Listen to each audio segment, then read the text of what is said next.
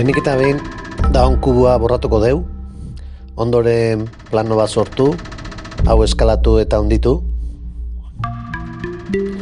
Gero ikosaedro bat ekarriko dugu eszenara.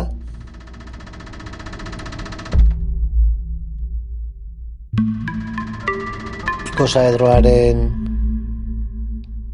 testura edo azala errexo malguago izateko, errexo moldeatzeko, egingo deu subdivide deituriko agindua eman. Plano gehiago sortuz, erpin gehiago eukitzeko eta errezago moldeatzeko bere forma.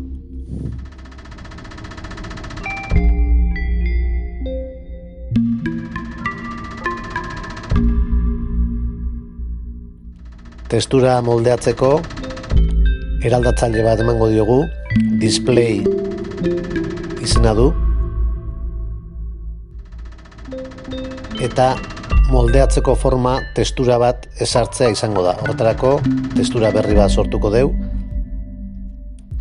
Automatikoki orain ikusi dezakegun forma hau hartu du, baina jarriko diogu beste bat. Edozein marrazki zuri beltzekoa izango litzake testura, edo koloretako edozein irudi.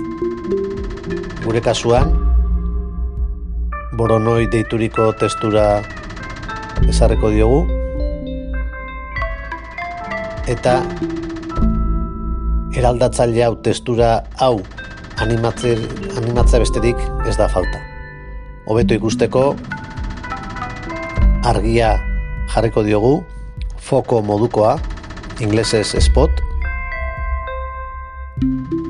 Argia hau bikoiztu dezakegu, berriak sortu, argian kolorea aukeratu, bere posizioa, bere indarra, eta noski hauek ere animatu daitezke. Atzeko planoaren uhor edo mundua deituriko honen ezaugarriak alda daitezke, eta formaren kolorea ere aldatu daitezke, beraz animatu. 0 segunduan eraldatzailearen testuraren indarra 0koa jarriko dugu.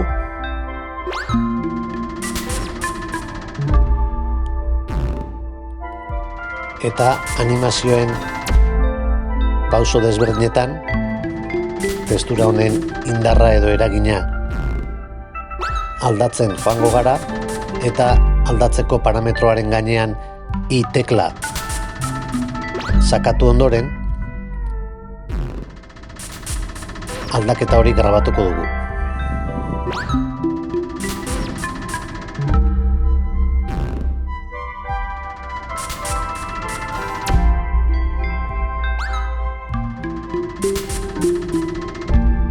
Kolorearen kasuan berdin jokatuko dugu.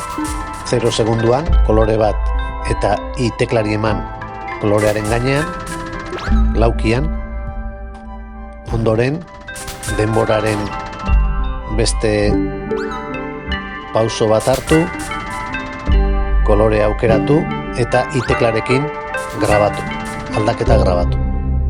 Eta azken segundoan edo azken framean berdin egingo genuke. Kolore aldatu eta I teklarekin aldaketa grabatu, animazioa gauzatzeko.